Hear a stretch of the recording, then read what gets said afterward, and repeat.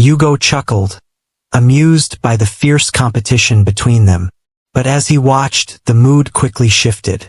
The two women glared at each other, their eyes blazing with jealousy. "Why do you always follow him around?" the first woman snapped, setting her hand to throw a blow. "He's not yours to win. And you think he's yours?" the second woman retorted, her voice dripping scornfully. "Maybe he'd rather drink my wine than eat your fish. He belongs to me." Welcome to Special African Tales. Please like, subscribe, and hit the notification bell. Yugo had always believed that love, hard work, and loyalty were the keys to a happy life. With Amara, he thought he had everything he needed. Every evening by the river, they would talk about the future, the farm, the children, the life they would build together. Their love was simple but strong, and Yugo never doubted it. But the day Prince Chima came to Uli, everything changed. Prince Chima was unlike any man the village had ever seen. He was tall, broad-shouldered, and carried himself with the confidence of a man who knew his power. Dressed in rich, colorful clothes, he moved through the village with a charm that no one could ignore. His smile captivated people, especially the women, everywhere he went. At first, Yugo paid little attention to the prince's arrival. Chima was royalty, after all, and Yugo assumed he would soon leave the village. But that didn't happen. Chima stayed, throwing lavish feasts, offering gifts to the villagers, and slowly making his presence known. What troubled Yugo the most was the way Chima's eyes followed Amara. At first, Yugo didn't want to believe that Chima's interest in Amara was anything serious. But as time passed, he couldn't ignore it any longer. Amara, who had once laughed off the prince's attention, started to change. She grew more distant, more preoccupied, and Yugo's heart began to fill with dread. Yugo confronted Amara one evening. He sensed something was wrong. Worried, he asked her directly. Amara hesitated, then admitted it was about Chima, a prince who was offering her a life without struggle or worry. Yugo, who already knew the answer, asked if she was choosing Chima over him. Amara, with tears in her eyes, explained that Chima could give her wealth and security, things they had never dreamed of. When Yugo asked if their love and plans didn't matter, Amara remained silent. She walked away and left Yugo heartbroken. Soon, the village learned of her engagement to Prince Chima, and while everyone celebrated, Yugo was left feeling betrayed. But that wasn't the worst of it. Prince Chima wasn't satisfied with simply winning Amara's heart. He wanted Yugo gone. Chima couldn't stand the idea of Yugo being anywhere near Amara, knowing how much she had once loved him. The prince's jealousy grew darker, and soon, a plan took shape in his mind.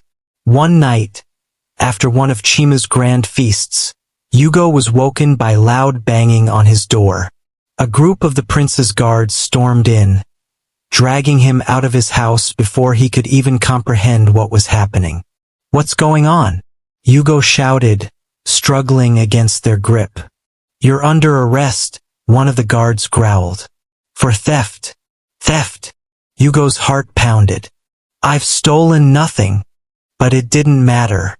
The guards dragged him to the village square, where Chima stood, his face a mask of cold fury. In front of the entire village, Chima accused Yugo of stealing a precious golden bracelet from his palace, one of Amara's wedding gifts. The crowd murmured in shock, looking from Yugo to Chima with disbelief. "I didn't do this," Yugo shouted, his voice desperate. "This is a lie." But Chima's power was absolute.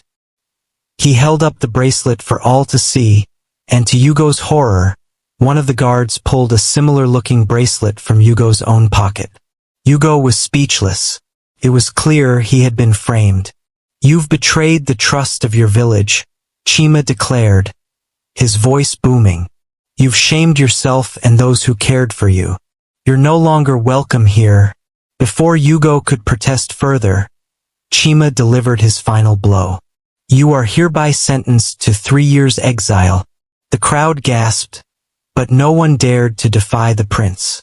Yugo's mother, Neka, cried out in despair, but even her voice was drowned out by the prince's command. Yugo was dragged away from the village, his hands bound, his heart broken. The last thing he saw before he was forced out of Uli was Amara, standing by Chima's side, her eyes filled with sorrow but her feet rooted in place. Exiled and alone, Yugo wandered for days. He had lost everything, his home, his love, his dignity. Yugo, a young farmer, sought refuge in the village of Oka with his uncle, Chuka, after being wrongfully exiled from his own village. Chuka, a wise and respected man, welcomed Yugo without asking too many questions. For weeks, Yugo remained quiet, working on Chuka's farm while struggling with the pain of losing Amara and the injustice he had suffered at the hands of Prince Chima. Despite his silence, Yugo's hard work and good looks soon caught the attention of the villagers. They admired his dedication as he harvested his uncle's crops and sold them at the market on market days. His tall, strong build and quiet determination made him stand out, and people in the village began to speak highly of him. Chuka gave Yugo one of his many huts to live in, after seeing how dedicated he was, so Yugo could rebuild his life. But everything changed when, one day, as Yugo was selling foodstuffs in the market, a woman named Amara approached him. Amara was the second wife of Mr. Linus, a wealthy and well-known businessman in the village. She was tall, graceful, and very beautiful. When she saw Yugo, she couldn't take her eyes off him. Captivated by his appearance and charm, she decided to secretly lure him to her house. That night, after their brief encounter at the market, Lara couldn't stop thinking about Yugo. His quiet strength and striking looks left a lasting impression on her. Though she was married to Linus, who provided her with wealth and status, Lara felt something was missing in her life. A deeper connection, something she believed she saw in Yugo. Besides, Linus, her husband, couldn't satisfy her sexual needs. The following market day, Lara returned to Yugo's stall, this time with a plan in mind. She smiled warmly at him as she bought more foodstuffs. She took her time to talk to him. Yugo, though polite, remained distant, not wanting to stir up any trouble. He knew who she was and was careful not to encourage her attention. But Lara was persistent. She complimented his work ethic, praised his strength, and hinted at how much she admired him. Over time, Lara became more forward. One day, she invited Yugo to her home, under the pretense of buying large quantities of produce directly from him. Yugo, still unaware of her true intentions, but wanting to make a sale, reluctantly agreed to deliver the goods to her house. When Yugo arrived at Lara's home, he noticed the house was quiet, with no sign of her husband Linus or the servants. Lara greeted him with a smile, her eyes lingering on him longer than usual. She invited him inside, offering him water to drink. Yugo, sensed that something wasn't right, hesitated but didn't want to appear rude. As they sat down, Lara began to speak more openly. She complimented Yugo again, this time on his looks and how hard he worked. Stepping closer, her voice grew soft but insistent. "Yugo, I know you've been through a lot, and I see how hard you work. You don't need to be alone. I can offer you more than just friendship." Before Yugo could react, Lara loosened his cloth, and to her surprise, she noticed how big his manhood was. She couldn't control herself, as she pushed him onto the couch and had her way with him. For Yugo, this was a new experience. He had never felt such pleasure before, and was surprised when, after they were finished, Lara offered him a large sum of money. That was how Lara and Yugo started their secret relationship. That night, Yugo couldn't sleep. His mind kept going back to what had happened with Lara and the large sum of money she had given him. He had never imagined he could make that much in just a single day. The thought struck him. Why continue working hard as a poor farmer when he could use his good looks and charm to get what he wanted? He had nothing to lose. After what Amara had done to him, he no longer cared about getting married or settling down. Determined to pursue this path, he approached an herbalist, a regular customer from a neighboring village, and asked for a charm to make rich women notice and pay him. The herbalist agreed but warned Yugo of the risks involved. Despite the caution, Yugo was determined to go ahead. He believed that it was his chance to escape poverty. The herbalist prepared the charm and gave it to Yugo. A few days later, Yugo was surprised and happy to see that all the women in the village were drawn to him. Even married women and those engaged to be married left their relationships and chased after him. They would bring him gifts and money, and beg for his attention. Young girls even stole their father's money to give to Yugo. Every woman seemed to fall in love with him. The men in the village grew jealous of Yugo, who was now getting all the attention from the women. As the days passed, Yugo's life turned into something he never expected. Women followed him everywhere, young, old, married, and single. They showered him with gifts, food, and even money. Some would wait outside his hut before sunrise just to catch a glimpse of him. Others would sneak into his fields while he worked, bringing baskets of fruit or homemade meals, trying to win his heart. At first, Yugo enjoyed the attention. He had grown up feeling unnoticed and unimportant, but now he was the talk of the village. Women couldn't get enough of him, and he didn't have to lift a finger for anything. He no longer worked on his uncle's farm. Every day, women would come to him offering money, pleading for his company. It was like a dream come true. One evening, Yugo sat outside his hut, watching the sun set, a wide grin on his face.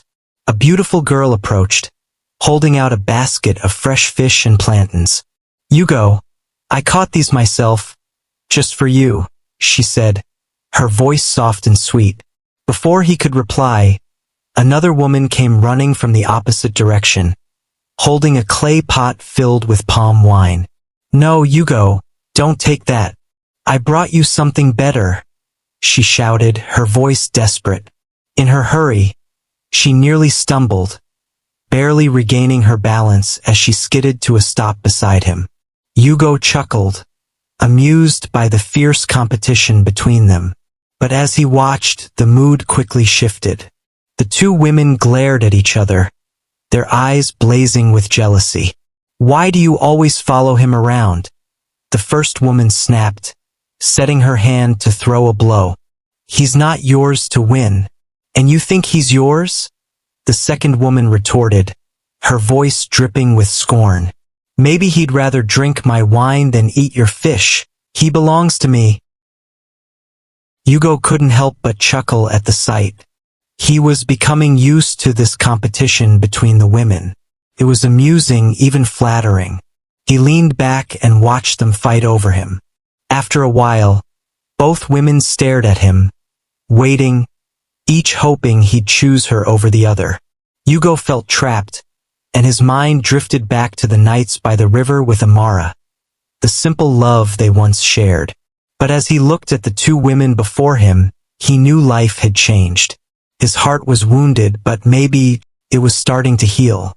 With a sly smile, he took the basket of fish in one hand and the clay pot in the other, standing up between them.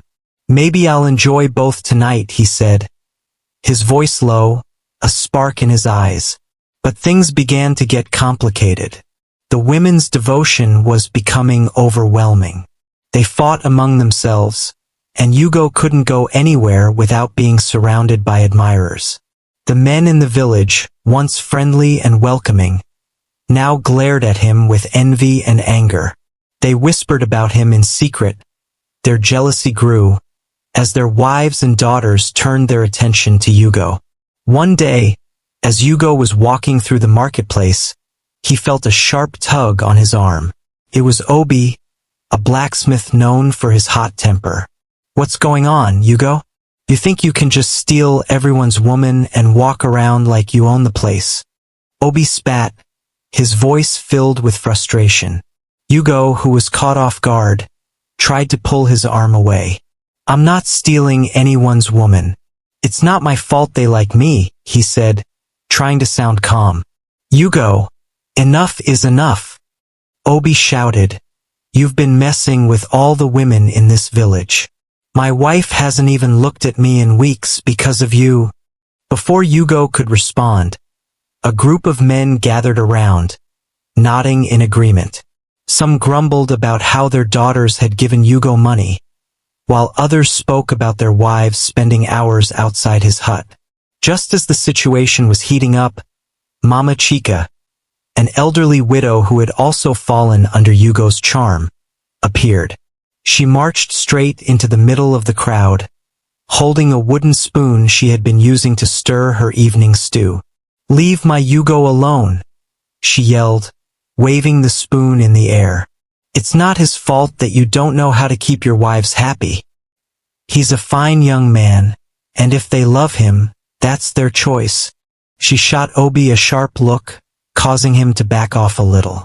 The other men, now embarrassed, shifted uncomfortably and slowly dispersed. But Yugo knew this was only the beginning. He couldn't avoid their anger forever. That night, as he lay in bed, Yugo began to feel uneasy. Sure, the women's attention had been fun initially, but now it was becoming too much. He couldn't even walk through the village without being surrounded, and the men's jealousy was getting dangerous. The herbalist had warned him about the charm, but Yugo hadn't listened. Meanwhile, back at Uli, Amara discovered she was expecting Chima's child. At first, she was filled with hope, thinking this child would deepen their bond and bring her the happiness she had imagined with Chima. But as her belly grew, things began to change. Chima no longer looked at her with the warmth that once melted her heart. His eyes, once admiring, were now cold and judgmental. One morning, Chima watched Amara waddle across the courtyard, struggling with the extra weight she was carrying. He wrinkled his nose and sighed loudly. Amara, do you realize how large you've become?